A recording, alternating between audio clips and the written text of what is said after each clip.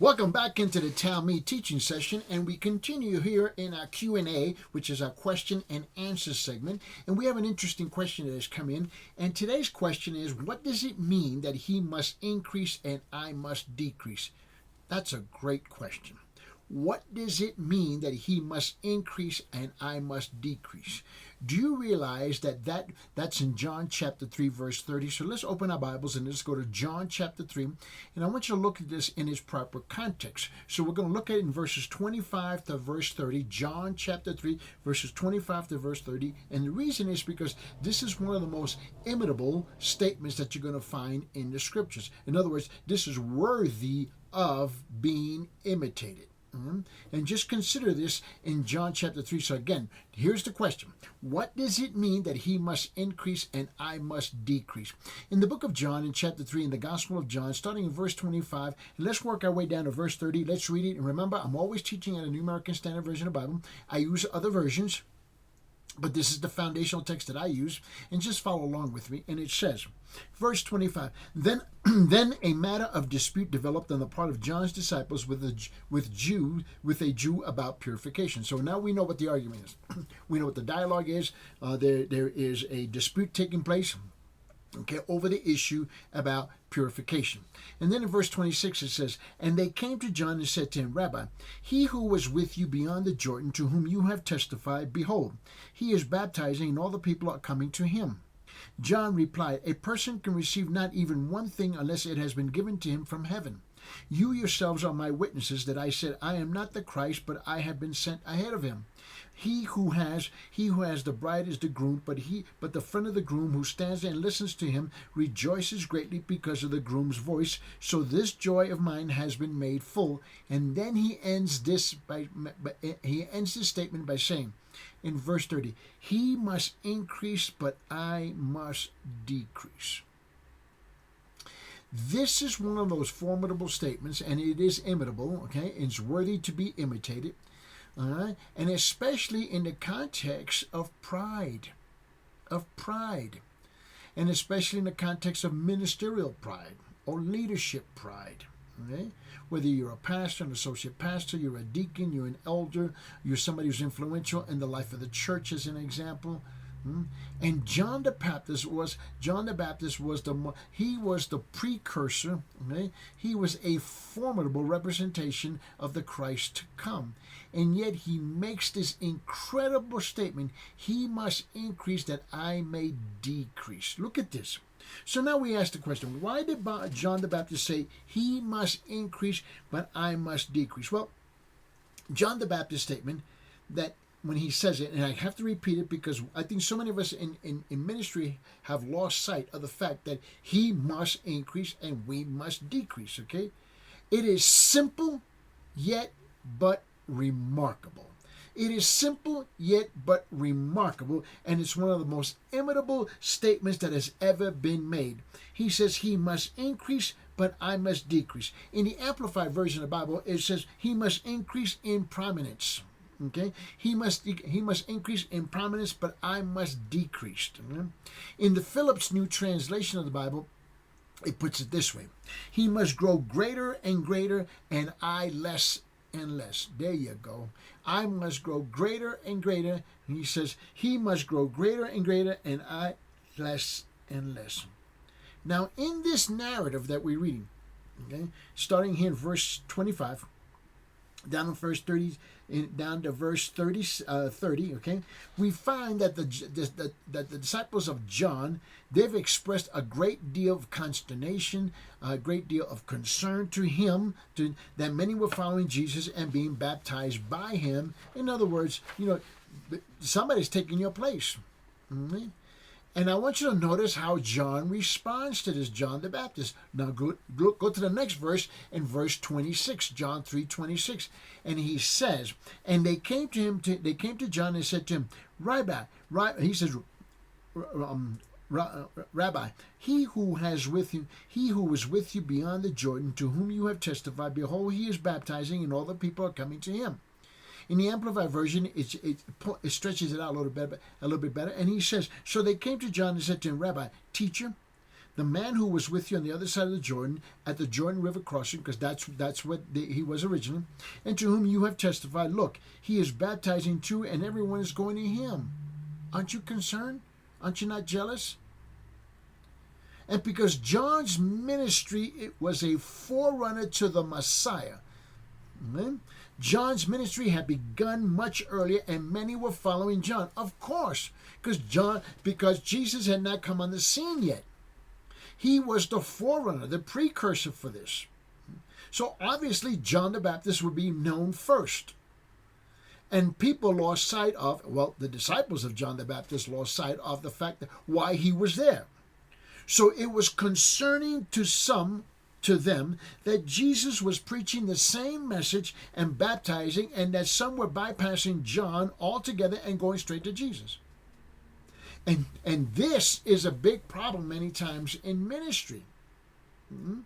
Now, let me put it in another context for you, because the question comes from pastors. And that is that sometimes what happens is, and I've seen this many times, and especially when pastors ask me, should I take this position? Should I accept this pastorate? Should I accept this church? And so forth and so forth. And I'm talking to them, and I says, well, I think you need to sit down with the deacons that are in that church. You need to sit down with the elders in that church. You need to sit down with the spiritual leadership of that church. You need to sit down with the administration of that church. You need to sit down with the influencers of that church and find out who is the kingmaker in there, who has more influence than anybody else in that church. And you need to find out, okay, where they are spiritually in terms of their maturity. And once you find that out and you're able to assess that, because people who have been in a position of influence for quite some time waiting for a new leader to arrive, okay, typically a number of different scenarios get developed. And here's one of them, okay? The congregation gets attached to the existing leader, and it's very difficult for the new leader, who's supposed to be the main leader, to come in, okay, to take over. Okay? And then you get the little rivalries and jealousies and so forth, okay? You'll get a new elder will come on board, okay? Or you get a new deacon who will come on board, okay? And there was people that were there already, but their position was really preparing their way for you. Now they don't know how to let go of this, okay? Now, those who do know how to let go of this will respond like John the Baptist. He must increase and I may decrease. He must grow greater and greater in the eyes of the congregation, okay? And I must grow less and less in the eyes of the congregation if he is to take his proper place and his leadership and so forth. And so this is the context in which the question was being asked of me with regard from the pastors. Now, John reminded, and he responded by reminding his followers, that one has nothing unless it has been given and granted to him from heaven. Okay? And John made this very, very clear. And what he was doing, he was implying that Jesus had obtained his following, the people who follow him rightly. He had obtained them rightly, and that it was a heavenly blessing. Now look at notice the language that he uses in John chapter 3 and verse 27. Now in verse 27 he says it this way. He says, John replied, a person can receive not even one thing unless it has been given to him from heaven. In the Amplified Version of the Bible, he says, John replied, a man can receive nothing, he can claim nothing at all unless it has been granted to him from heaven, for there is no other source than the sovereign will of God.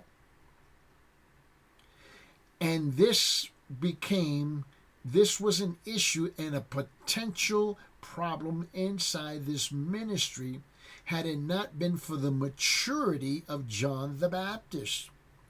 And what John was doing here, the Baptist, he was implying that if his own ministry, if his own ministry was granted from heaven, its conclusion could also likewise be determined by God's plan. God can choose to bring an end to my ministry. He understood it. This is the reason why. Go back and look at verse 27. A person can receive not even one thing unless it has been given to him from heaven. So John the Baptist understood that my ministry started because of God's will in heaven. My ministry can end here on earth because of God's will in heaven. John did not did not take ownership that this is mine and mine alone, and I am the cat's meow. I am the roar of the lion, okay? I am the essence of everything. John the Baptist didn't get caught up in that, okay? And you need to understand that. Okay? So in making these kinds of statements that he must increase and I must decrease, okay? John showed a tremendous humility and an understanding of God's plan and God's design. He also reminded his disciples that he had never claimed to be the Christ, but that he was simply announcing the arrival of the Christ. And so now John the Baptist makes this even clearer. Look at this in John chapter 3, verse 28. And in John chapter 3, now, and what John is doing systematic in verse 25, 26, 27, 28, 29, 30, he's laying it out spiritually in a spiritual logical form that they can comprehend. And so we have human logic and then we have spiritual logic, okay? And John lays this out spiritually in a very logical way. Look what he says in verse 28. He says, you yourselves are my witnesses that I said, I am not the Christ, but I have been sent ahead of him. Look in the Amplified Version. He says, you yourselves are my witnesses that I stated, I am not the Christ, the Messiah, or the Anointed One, but I have only been sent ahead of him as his appointed forerunner and messenger to announce and proclaim his coming. John the Baptist understood his role. He got it. And too many of us in the church leadership, we don't understand our roles. We think we're the main cheese. Be very careful with that. That which you have been given has been given to you by God, not because you earned it, not because you obtained it on your own merit, but in the same way that he freely gave it to you, he could freely take it for his overall purpose and design. And then John added something else. John added that his being in such proximity, okay, in such closeness to the Christ gave him great joy. Okay? So he was not disturbed in the least by the growth of Jesus' following. It was by design, and John was rejoicing about it. I am not upset that he has got all of this attention from all of these people. Look at what he says in John chapter 3, verse 29. He said, he who has the bride is the groom. But the friend of the groom who stands and listens to him rejoices greatly because of the groom's voice. So this joy of mine has been made full. Do you see what just happened here? You see that in this context, can you see that in this context, John made this, he made his definitive statement. He, Jesus, must increase. I, John the Baptist, must decrease. Do you see that? Or in the NIV version, he says, he must become greater and I must simply become less. Okay? And with this statement, John acknowledges that it was by design, by divine design, that Jesus should become more prominent and that John's own ministry should begin to decrease. He fulfilled his role. And this is one of the issues for a lot of us in the pastorate. There comes a time when you must come to full recognition. I have fulfilled my role in the overall plan and in the overall design of heaven, according to God's will, and that I am, just a part in a bigger picture. And now somebody else has to move in if he's going to fulfill his overall plan and the ministry, God's plan. Now, if we go to the last book of the Bible, go to the book of Malachi chapter 3. And in Malachi chapter 3, I want you to see this. Because in Malachi chapter 3, in verse 1, we see something here, had prophesied that the Messiah, he had prophesied that he prophesied that the forerunner to the Messiah, and John was the forerunner according to Jesus. Look at this.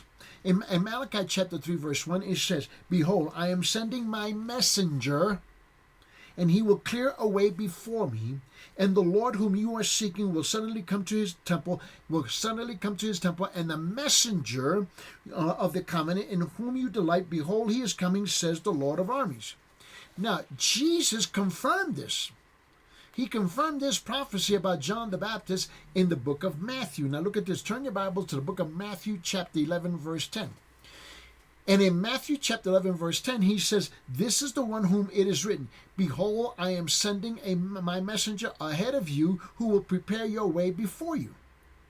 It's natural that the forerunner, the one who goes before, or the messenger or the Messiah, would step out of the way once Jesus began to fulfill his own ministry. This is exactly what John was doing, okay? And he gently helped him. He helped his own disciples to understand that. And so often it's easy for us to want to hold on to our own positions and to our own roles, and we expend a great deal of energy, a great deal of effort trying to protect these roles and to keep them for ourselves. And John shows us by his example that there is a much better way. John showed us how to graciously step aside to allow others to fulfill their roles. Even more importantly, when John says he must increase and I must decrease, he was modeling for you. He was modeling for me. He was modeling for us how to exalt God and humble ourselves before God. This is obviously an important characteristic, okay, in God's sight. Okay? God opposes the proud but gives grace to those who are humble. In fact, let me remind you of this. Turn your Bibles to the book of James chapter 4 verse 6. James chapter 4 verse 6. And he says, "But he gives a greater grace. Therefore," it says, "God is opposed to the proud, but gives grace to the humble." Be careful. Be careful when it comes time for you to step aside. To step aside and recognize, okay, that God has another plan in mind. He's going to use some other people. Now, whether they fulfill that role accurately or adequately, appropriately or not, that's not your issue. But when it comes time for you to let go of the reins, let go of the reins. And when we get out of the way and let God accomplish what he intends, this much is accomplished. Now, on the other hand, when we step in and try to help God along, we're going to find ourselves actually working against God's desires to do so. Be very careful with that. Recall. In fact, let me draw your attention. Go to the book of Matthew chapter 16. Matthew chapter 16. And do you recall how after Jesus prophesied how he would die, that Peter took Jesus aside and Peter rebuked Jesus, okay, denying that Jesus would die as he had prophesied. Remember that? In Matthew chapter 16 verse 21, it says this. He says, "From that time Jesus began to point out to his disciples that it was necessary for him to go to Jerusalem and to suffer many things from the elders and from the chief priests and the scribes, and to be killed and to be raised up on the third day." The next verse, verse 22, look what happens. "And yet Peter took him aside and began to rebuke him, saying, God forbid it, Lord, this shall never happen to you." Peter then heard the dreaded words that he did not expect to hear that were ever past the lips of Jesus the Messiah. And Jesus said, "Get behind me, Satan. Get behind me." We see this in the next verse, in verse 23. Look what he says in verse 23, Matthew 16. "But he turned and said to Peter, Get behind me, Satan. You are a stumbling block to me, for you are not setting your mind on God's purposes, but on men's." Why? Because Peter was pursuing his own interest rather than God's interest. Unlike Peter in that particular situation, John the Baptist understood that Jesus must increase and John must decrease. And because John had the proper esteem, if I can put it in those terms, he had the proper esteem for Christ, he could humble himself and step out of the way. This is an incredible lesson and an example of humility for all of us in ministry.